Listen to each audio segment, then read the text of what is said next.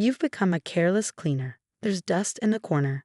You're supposed to be a housewife, so you need to do better. If I see dust again, I'll sell your computer.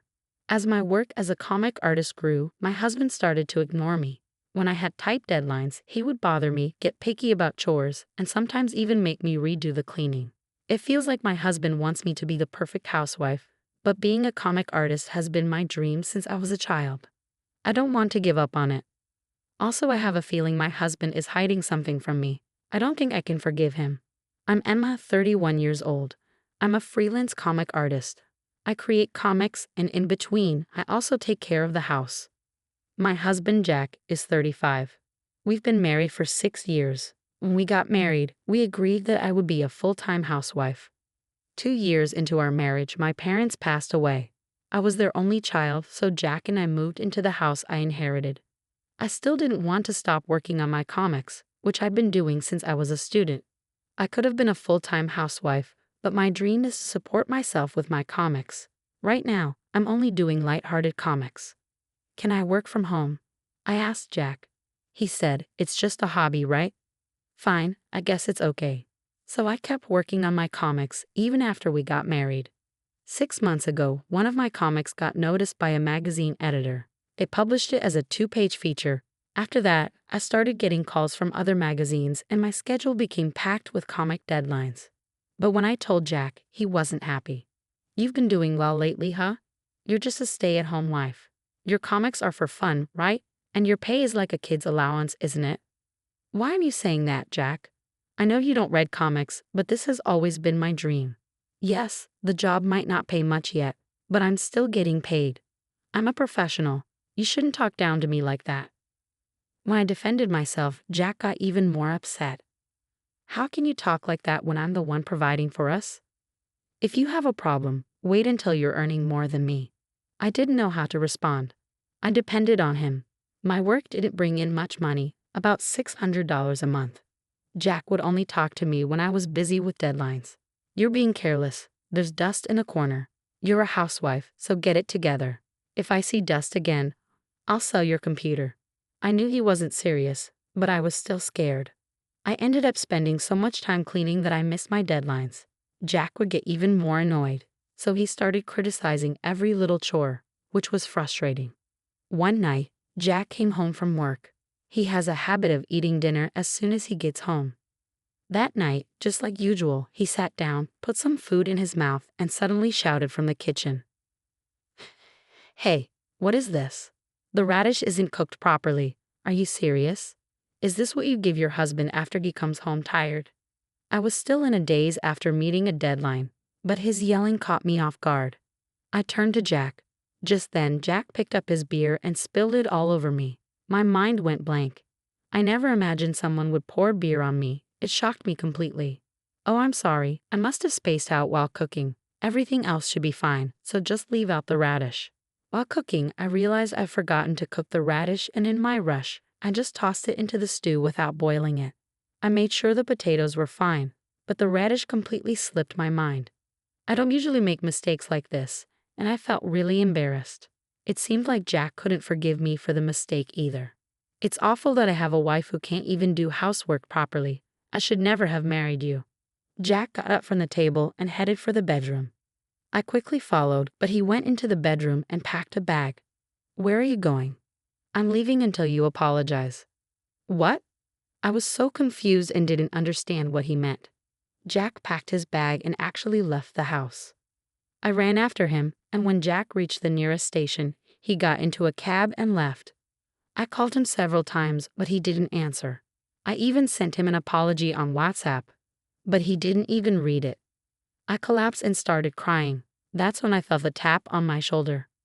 I turned around, and it was Mr. Williams, Jack's boss. I used to work at the same company as Jack before we got married. Mr. Williams had been my boss too, and he had always supported my career when I first joined. Mr. Williams?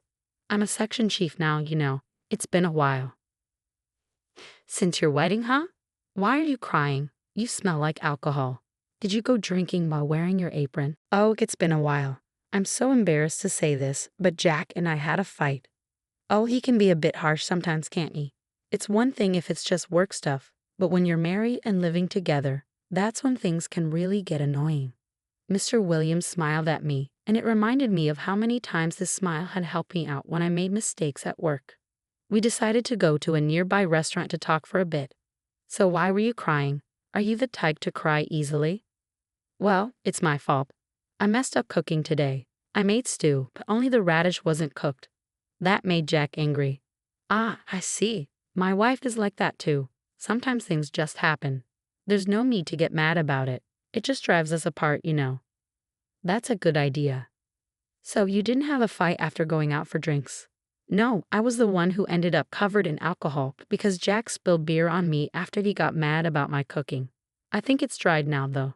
When I rushed to the station, I could still smell it on me. People told me I smelled like alcohol, but I couldn't really tell myself. He spilled beer on you just because of some cooking. There's something off with Jack, right? I always thought he was a bit of a jerk, but I can't believe he'd do that to his wife. That's unbelievable. Mr. Williams looked really upset, almost like he'd been the one spilled on. It made me feel a little better. So why did you go to the station? Did you come all the way here in your apron because of Jack? Yes, because Jack was acting weird. He called me a shagging wife and said he was leaving the house until I felt sorry for myself. I followed him to the station, but he got into a cab and left. I didn't know what to say. Mr. Williams, who had been angry earlier, suddenly looked serious. After a moment of silence, he spoke. I can't say anything yet, but I have a bad feeling about this. I'm going to check into Jack too. He might have left something at home, so you should look around. I nodded, not fully understanding, but trusting him. We called it a day, and Mr. Williams drove me home. As Mr. Williams suggested, I checked the shelves Jack often used and went through his clothes. Inside the pocket of his pants, I found a hotel loyalty card. It had been used recently, and the card showed it had been used around noon on Saturday, when Jack had told me he was working on his day off. I was sure Jack was cheating on me. Then I remembered something I hadn't thought about in a long time. Before we got married, we had one of those moments where we lost our phones. We had joked about how it would be helpful to use each other's phone GPS to find each other. Jack had set up an app to track our phones, and I completely forgot about it. I opened the app, entered the password, and we found Jack's phone in a surprising location, a famous tourist spot, known for being a popular date spot. It was hard to believe he'd go there alone. I decided that Jack was likely on a trip with his secret partner. The next day, I called Mr. Williams at the company. Mr. Williams, thanks for yesterday. No problem. Did something happen? Did Jack not show up to work today? There was a pause, and after a deep sigh, Mr. Williams replied, yes, he requested 4 days of paid leave starting today. I knew it, I said. I hate to say it, but he's probably. I know, but now I feel better. Thanks. After hanging up, I made a decision. I had been thinking about it for a while. If Jack was cheating, I was going to do something about it. I called someone and explained everything. As soon as I told him about Jack, he immediately took my side. I hung up feeling relieved, sure that things would work out. The next day, I went with some people to the place the GPS had pointed to. It was inside a resort hotel near a popular tourist spot. Right now, it seemed Jack was outside the hotel, as the GPS showed him at a nearby beach. When Jack saw my face, he went pale. With a smile on my face, I pointed my phone at him and snapped a series of photos. I wanted to get a shot of him and the young woman standing next to him. She looked to be in her early 20s. By the way, 30 minutes earlier, Jack had been in a bikini with that girl. I even managed to take pictures of him rubbing sunscreen on her. I let them continue until I had enough evidence that Jack was cheating on me. The two of them were so carefree, maybe even out of their minds, because they were kissing in public. By that point, I wasn't shocked at all. It was like I'd already had enough of the situation. In fact, I was kind of grateful to them for giving me solid proof. Jack was clearly surprised, and his pale face wasn't just from seeing me. Behind me were my in-laws, both of them glaring at Jack. What's going on here, Jack? I walked up to him with a smile, and either he panicked or he tripped in the sand and fell on his backside. My mother-in-law sighed when she saw this. Jack, you're pathetic. Who is this girl? What are you doing, leaving your wife alone? Jack quickly tried to defend himself. She doesn't do any housework. He was flustered, pointing a finger at me as he accused me. Oh really? That's not true. Even if she didn't clean sometimes, she still did laundry, cooking, and dishes every day. Mom helps clean sometimes too.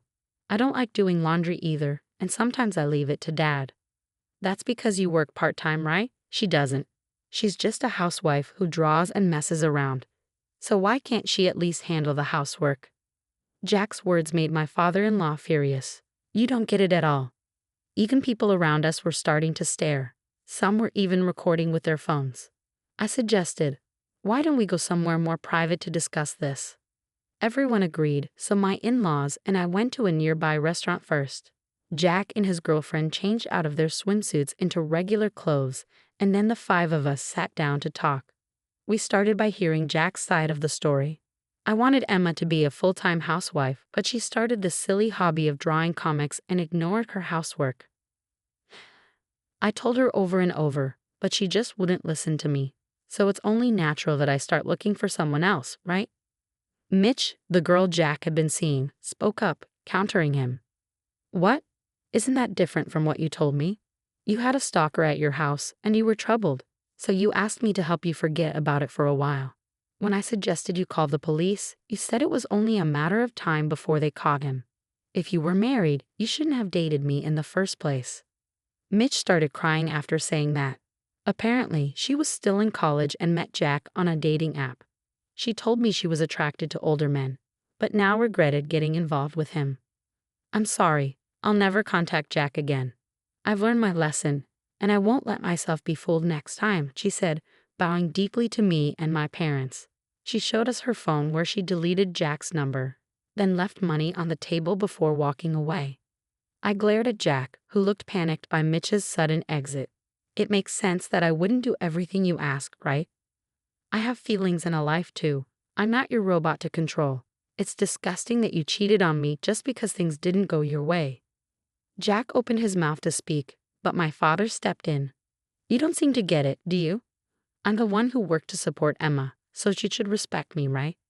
Dad calmly addressed Jack, whose anger was visibly rising. You're acting like a child. You're just throwing a tantrum because things aren't going your way. You need to respect Emma's choices. There's nothing else to say. Dad stood up and paid the bill, leaving the restaurant with my parents. Jack and I were left alone. I had nothing left to say. Jack, I got a series published in a comic magazine. Jack stared at me with a worried expression. Congratulations. Music. I can't be the housewife you want anymore. I'm sorry. I'm tired of being with you. I want a divorce. I'm sorry. You can keep drawing comics and I'll help with the housework. I won't complain anymore. Jack pleaded, tears in his eyes, but I couldn't look at him anymore. I didn't want to see this pathetic man who had once been my husband. I'm sorry, but it's not about that anymore. You looked down on me, didn't you? I thought we were equals, but you didn't see it that way. You thought you were in a better position just because you worked to support me. No, you were right. I've changed my mind. I promise I won't make things hard for you anymore. Please don't leave me. I've decided to sell the house we lived in. I have a relative who runs a real estate agency and he agreed to buy it right away. There are still some formalities to complete, but it'll be sold soon. I know I'll get less for it than if I used an agent, but it's my house and I can do what I want with it. I want to cut ties with you as soon as possible. I'm leaving tomorrow and I want you to leave that house as soon as you can. With that, I stood up and walked toward the exit. It was the opposite of the day Jack left the house. Now, it was him chasing after me desperately, as if trying to stop me. But when I got into the car, my parents had already arrived. My dad, sitting in the driver's seat, started the car as soon as I slammed the door shut. Jack ran after the car, crying, but I couldn't see him anymore. It seems like he didn't believe anything I said, because when he came back from his trip, he saw that all my things were gone. He called me, crying. I answered the phone as a final act of mercy. Why did you sell the house? It's ours, right? Funny thing to say, isn't it? I inherited this house from my parents. Even then, I have the right to it. You have no claim to my inheritance. If you understand that, then get out of my house and ask for an amicable divorce. You'll hear from my lawyer, so don't run away. I said everything I needed to say and hung up the phone. After that, Jack was scolded by Mr. Smith for using his paid time off to go on a trip with his mistress. I heard that he didn't technically need a reason for taking time off, but the fact that he cheated on me and went golfing was something his boss severely questioned. Jack was now facing cold stares from his colleagues at work and living an uncomfortable life. My parents also gave up on him. Jack tried to go back to his parents' house, but they turned him away. He lost money due to alimony payments, sank into debt, and was living alone in a cheap apartment, unable to manage any housework. Later, Mr. Smith told me about it, but I didn't feel anything. As for me, I moved into a beautiful one-room apartment and am busy working on a plot for my comic series. I'm researching various omnibus works as references. The next story I'm planning to draw is about a husband's infidelity, and I'm thinking of using Jack as inspiration.